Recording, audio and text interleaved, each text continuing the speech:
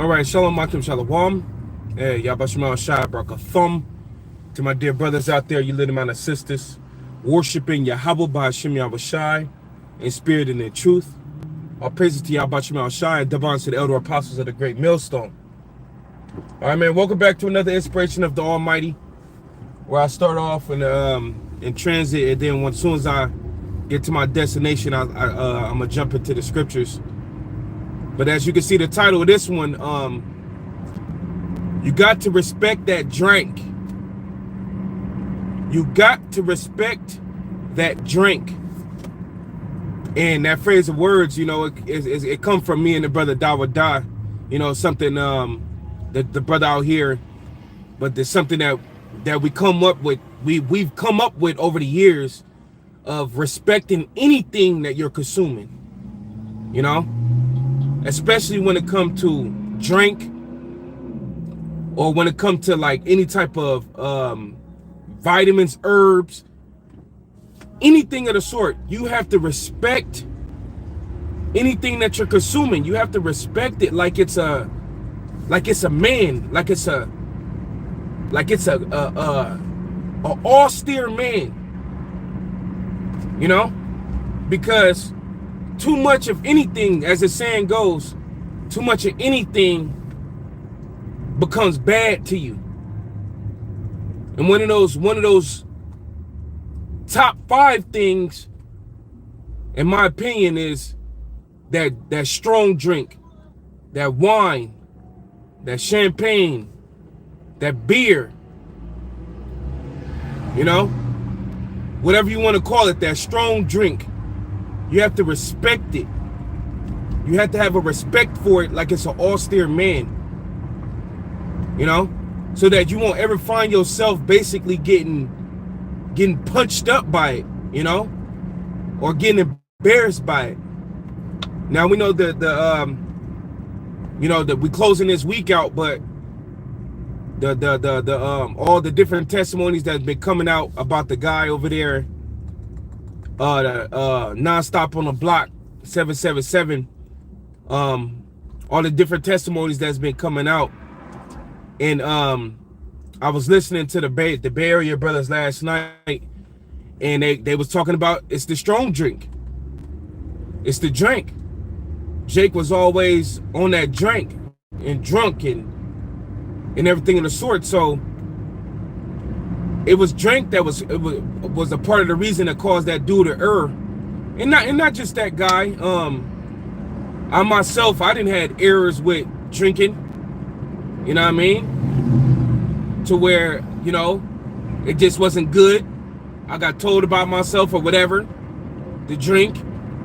And also I've seen other men in the truth make errors because of the drink. It was just straight up the drink. You know what I'm saying? It was nothing but the drink. And also I've seen men make errors that's not in the truth because of drink. You know what I'm saying? Friends from the world, all type of different people. And that's why you have to respect it. You have to have a respect for it, especially now that we've been blessed to have this truth. Yahweh Shema Shai has blessed us to have this truth, man. You have to respect that drink, because that drink will have your ass out the truth. It'll have you suspended. It'll have you embarrassed. As the scriptures tell us, that wine is a mocker. And that's of a fact. All right. And also, when you drink it too much, it's destroying your body. All right. It makes it to where you can't function. Basically, it throws your equilibrium off. That's why when a person gets drunk, you notice that they start to stammer, you know, left and right, because it throws your equilibrium off, your balance to your body. And too much of it consumes, you know, the different organs in your body, like your liver. You know, and then you know, it's a lot going on in the world, man. And you come to the truth, and you wake up to all the madness of the world, and you see that, you know, amongst the brotherhood, one of the things that we like to do is drink.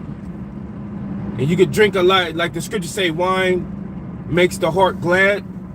You know, you drink and, you know, you forget about what the fuck going on for a little bit until you have to face it again. You know, but a lot of men become addicted to that. A lot of men become, they become undisciplined to that. You know what I'm saying? And that's where none of us don't ever want to get to that point where you becoming undisciplined, to the point where you just drinking. You're just drinking, and it's destroying you. It's destroying your mind, it's destroying your productivity. You know what I'm saying? It's destroying your relationship between the brotherhood. That's not a good thing. It's destroying you making your financial money. You got to make money, but if you always drunk, that's hard to come by money, because you're gonna be want to drink all the time, and then you're gonna be spending your money on the drink.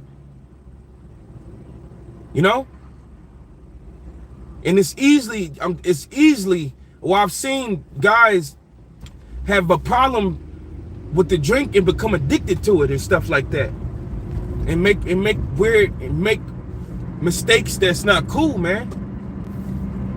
So you have to respect it. You got to have a respect for that alcohol, whether it's beer, wine, champagne, strong drink. You got to have respect for it. And another thing is that you have to, you know, being men of the Lord, we're the most royal people on the planet Earth. We all well understand that, as it says in Deuteronomy 7:6. Okay, we're the most holy people. So even in the quality of liquor that you buy, I had to come to learn that when I came into the truth. The quality of liquor that you buy have to be like, it's best to spend a little extra more money to get that top shelf. No, not just top shelf, because you may not have money for top shelf, but just to get a better quality than that shit that come in a plastic bottle. Taka vodka. You know? If it come in a plastic bottle, you know, get a higher grade, because as everybody well understand that strong drink is known, they call it spirits. That's what they call it. And it does come with a spirit on each bottle. And when you drink in that real cheap bottom shelf, bottom of the barrel drink, it put those crucial ass evil spirits on you, man, that you have to fight off. It destroy your body more. It makes it to where you're not there, but the drink is there. You know? So you want to buy a better quality beer. Malt liquor is just like, you know, nah, that ain't cool drink. You got Old English, you got 211s. Hell no. Hell no. You know what I mean? Like, get a better quality for yourself so that you won't have mistakes that come with having to drink liquor. All right? So we finna grab a couple of these scriptures now and just speak on it, because, hey, man, you know, I ain't saying nothing new. I'm just putting a reminder out there. Maybe this is going to remind a brother to make sure you on point, or maybe it's going to check a brother, a younger brother out there, or who whatever brother may needed it. Like, man, I got to check my fucking shit, because this drink is getting the best of me. You don't want none of us don't want that drink to get the best of us. None of us. All right? You don't want to become a slave to the bottle. You know what I'm saying? No matter what it is, fuck it, man. Where's the Heavenly Father in 1 Timothy's, was it 1:7? It said the Heavenly Father has given us the spirit of power and of a sound mind. It didn't say that he gave us a spirit to just consume alcohol and you'll be all right. No, he gave you the power and willingness of your spirit with him to fight any afflictions or whatever. You don't have to lean on a bottle or nothing. You know? That's what the Lord gave us. Real quick, I'm gonna drink this water and we're gonna get into this.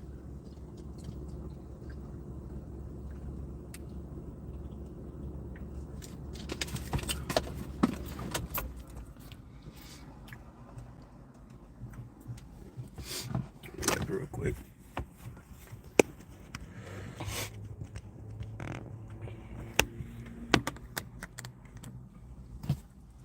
I put a little habanero on that. That stuff is hot. But like I was saying a little earlier, respect that drink. Me and Dawada came out to this. We came out in the spirit of just over the years, consuming too much at one time. We start saying, man, you gotta respect that. You know what I'm saying? Whatever it may be. It may be it may be a supplement. You better respect that supplement. You better respect that drink, because too much of anything will fuck you up. Take too much cayenne. Take too much garlic. Take too much of that shit. And see if you don't go through a world of hurt. And the same thing goes for the drink. Drink too much drink and see if you don't go through a world full of hurt. See that habanero tincture instantly made mucus come up, you know. But let's go right here, man. Now that we didn't made it to our destination here. This is First Ezra. First Ezra chapter 3 verse 18. It says, and he said thus, O ye men, how exceeding strong is wine, it causeth all men to err that drink it. So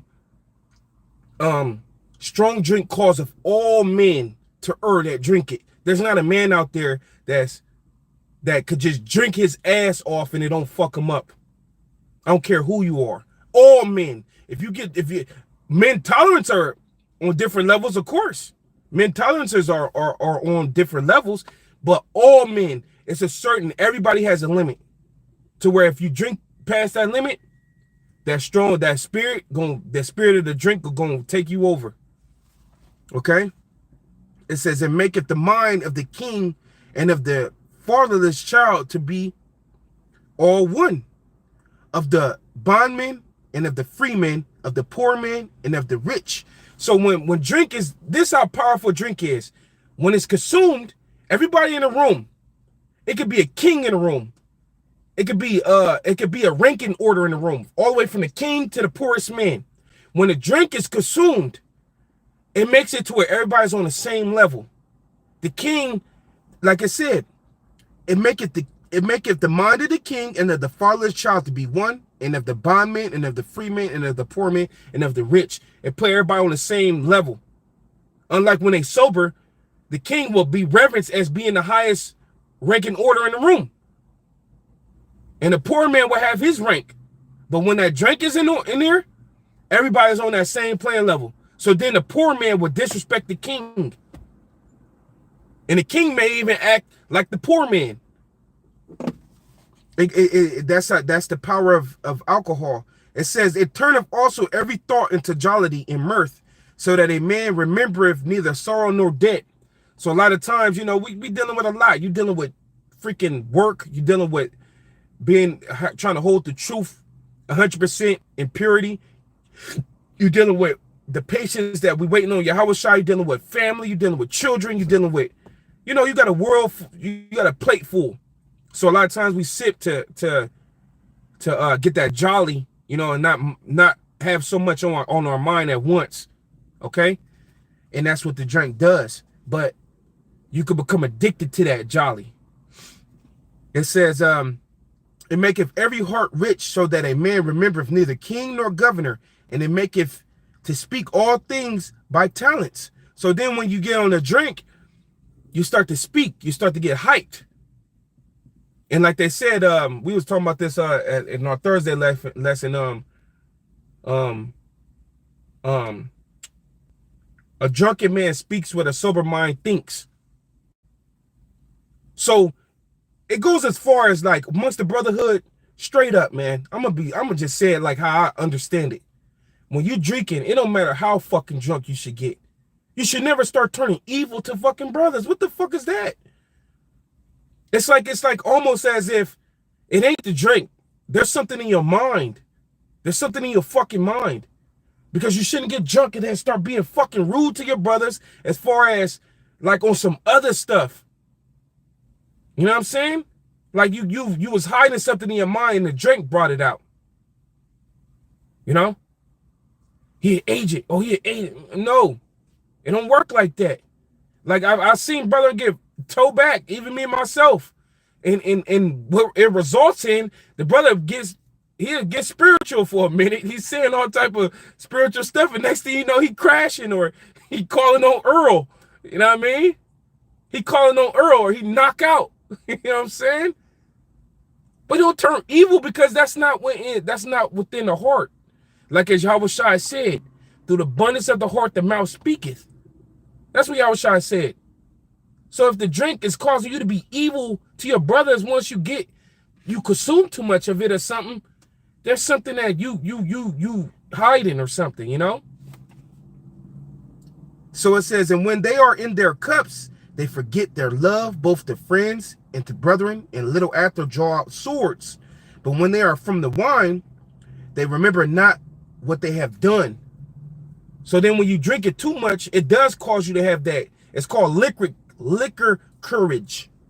When you're drinking too much, hey, you may say something and somebody may say something and you heard it different because of the drink. So then it brings that tension in the air. But see, I just spoke about, that's different from you drinking and then just turning into a fucking asshole and being rude and saying a bunch of shit about brothers and all this stuff. That's different because when the drink is coming out, you may hear something wrong at the moment. And then it's tension. It ain't you drunk and then start saying stuff. You see? But that's what strong drink do. So that's why we respect it, especially when we amongst each other. And brethren, we to the point now, if we see a brother and he's sipping too much, we speak on it. Hey, brother, you know, you gotta fade it, bro. You know what I'm saying? You good? I don't think you should take some more. Because like I said, you your brother's keeper. But see, now we mature to that level. You know, we monitor each other around it because we know that the power of it. We respect that drink. It says, but when they are and like I said, you don't remember nothing after it. You drink so much, you don't remember, you know? And it seemed like the guy from the ex-head of San Francisco, he wouldn't remember a lot of things that he did because how he even testified towards it. Like it seemed like he was so fucked up he don't remember. But that's what drink do, and make you to where you don't remember. It says, "Oh ye men, it's not wine the strongest that enforceth to do thus. And when he has so spoken, he held his peace." So we know that when you read the whole context of the story, it was 3 men that were given 3 different points on what is the strongest. And the first dude spoke on wine. So it goes to show you that even though it wasn't labeled as number 1, wine is up in the top 3, top 4. Okay? Top 4 actually. Most strongest thing is on earth. That man that could alter a man. Real quick. We out of here after this. Short and sweet, 20 minutes. This is the book of Sirach 31 and 27. It says, wine is good as life to a man if it be drunk moderately. So if you're drinking it moderately, that's because you respect it. Don't just think that, oh, it's just a liquid in the bottle. He can't do nothing to me. Man, that dude will alter you, man. Have you looking like a damn asshole. Have you fucking... I tell you like this, how your ass fucking shitting, man. Shitting on your shirt. It says, wine is a good as a life to a man if it be drunk moderately. What life is then to a man that is without wine? For it is made to make man glad. So the Lord gave it to us, but he don't want us to abuse it. It says, wine measurably drunk in this season bringeth gladness in heart and cheerfulness of mind. So when you actually... Like, that's why I had to learn that it's called sipping. I learned that in truth, okay? Because I didn't drink before the truth. I didn't drink, okay? I didn't drink nothing until I got to the truth, and the older brother was showing me how to be mature with it. But I had to learn. You have to learn how to sip. It's called sipping, okay? Because as it goes in your body, it has to digest. And then when it digests, and then it start hitting you. A lot of men, they drinking and they thinking, damn, it ain't working, it ain't working, it ain't working. And then guess what happened? You kept drinking all of it and it all digested at once, and it got you. The spirit of the drink got you. All right, so you sip it. So it said, measurably drunk causeth gladness of heart. When you know your limits, you know how to deal with that thing, you respect that thing. Every time you sip on that mug, every time you sip it, it's a balance every time. All right? You feel that goodness of it. It says, but wine drunk with excess maketh bitterness of mind and brawling and quarreling. When it's off balance, you start to be altered by it in a negative manner. You start to brawl and quarrel, be mad and fight. All right? It says, drunkenness increaseth the rage of a fool till he offend. It diminisheth strength and maketh wounds. So it said, drunkenness increaseth the rage, your rage, liquid courage. And then you start to offend.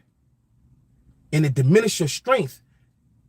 That's when you drunk, you over here trying to brawl and everything, but you get beat, dudes get beat the hell up.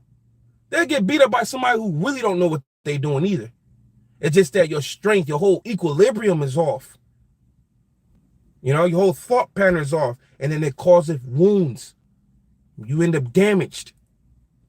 You know what I'm saying? Something happened to you, your head busted, or you broke your arm, or you sprained your ankle, or some shit didn't happen to you. Or you lost your job. That's a wound. You lost your woman. You know? You end up hurting somebody excessively, and now you in jail. That's why, as the title goes, respect that drink. It says, rebuke not thy neighbor at the wine, and despise him not in his mirth. Give him no despiteful words, and press not upon him with urging him to drink. So then there's a balance. The Lord said, hey, the Lord created wine to make man glad. So it said, rebuke him not at the wine. Hey, if brothers like to, you like to drink, that's cool. Do your thing, but you have to respect it. Have a respect for it. All right. The word respect means to look back. Make sure that you looking back and making sure that you balance with what you're doing. You basically looking back, making sure your tracks is on point. And it says this, and then it says, give no despiteful words. When brethren are sipping or drinking, you being delicate. Because like we were speaking, the spirit alters the mind. The spirit of the drink alters the mind. So when brothers are sipping, you have that delicateness with them. You know what I'm saying? Because let him, and he gonna be happy, and don't rebuke his mirth. Not sitting there mad because he happy and you may be sad or something. You don't want to see him happy. But of course it got to be all within measure. It says, press not upon him with urging him to drink. And then you shouldn't be trying to force brethren to drink that don't want to fucking drink. Forcing brothers to fucking drink or something. Or this brother is super fucked up and you giving him more. Like you got to be a brother's keeper at the same time. So it's a whole balance. And there's more scriptures on wine and strong drink. I just want to hit those real quick and kind of put that spirit out there, because as I was speaking, that dude, it seemed like he was drinking all that damn tequila, and not just do nonstop on the block, not just him. It happens, man. We didn't have situations. Shit, man. Brothers may be having situations to this day. You know what I'm saying? Just to put that spirit out there, to respect that drink. Hey, till the next time, Yabashma Shabakatam Akim Step. Shalom.